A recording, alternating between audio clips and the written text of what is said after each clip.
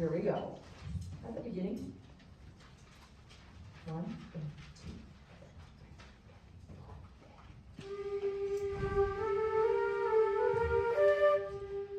Tesseract was specifically composed for our Woking Middle School 7th grade band by Dr. James David. World premiere, it's really cool. I'm really excited. The hardest part is probably counting, like when we're moving part to part.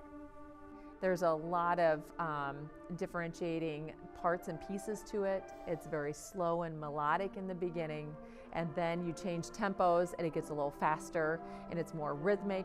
Parts and pieces are interspersed all over the place. So you really have to be on your toes.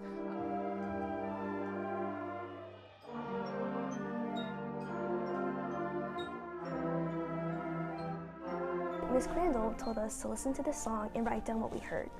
And we had never heard the song before, and we did not know it was Tesseract. When I was creating my story, I thought of like the dynamic level and the speed and like how the notes are being played.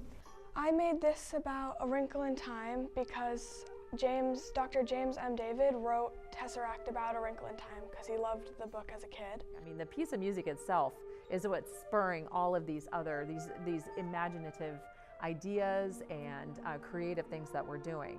So then on top of all of watching the trailers, writing their own trailers for Tesseract and creating their own stories, short stories, then they wanted to build one.